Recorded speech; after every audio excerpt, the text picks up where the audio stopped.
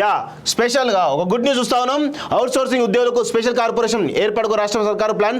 అన్ని శాఖల ఉద్యోగులంతా ఒకే గొడుగు కిందకి దళారుల దోపిడీ నియంత్రణకు ప్రణాళిక అంటూ ఒకటి చూస్తాను.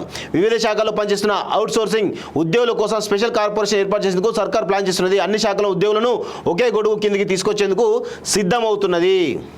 చూడండి ఎంత అద్భుతమైనటువంటి న్యూస్. మనం వాస్తవంగా కూడా హ్యాట్స్ ఆఫ్ చెప్పాలి. వాస్తవంగా కూడా హ్యాట్స్ ఆఫ్.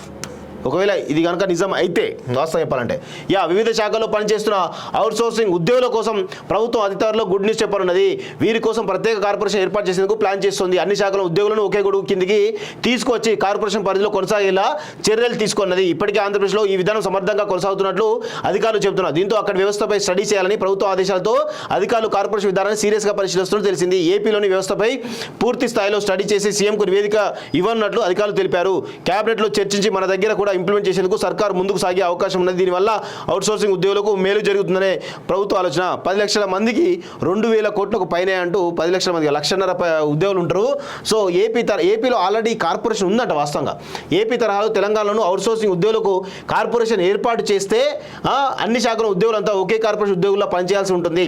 వీరికి ప్రత్యేక యూనిక్ కోడ్ ఇస్తారు. జీతాలు కూడా కార్పొరేషన్ నుంచే ప్రతి నెల ప్రభుత్వ ఉద్యోగి తరహాలో వస్తాయి. ఈపీఎఫ్ సిఎస్ఐ సదుపాయాలు ఉంటాయి. కొత్త నియామకాలు ఎస్సీ ఎస్టీ బీసీ ఉద్యోగులకు రిజర్వేషన్ వర్తించేలా చొరవ చూపుతారు. మహిళలకు ప్రత్యేక రిజర్వేషన్ కల్పిస్తారు. చూడండి ఏజెన్సీ గుప్పిట్లో ఎంప్లాయీస్ అంటూ ఒకరిని చూస్తా ఉన్నాం.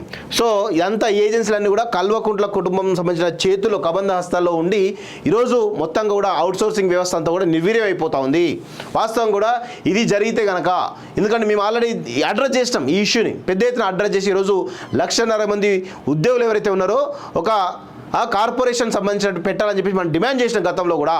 సో ఇప్పుడు అది ఇంప్లిమెంట్ అవుతా ఉంటే నిజంగా కూడా ఈరోజు 1,50,000 కుటుంబాలు బాగుపడతాయని చెప్పేసి ఒక సంతోషం కలుగుతా ఉంది వాస్తవంగా.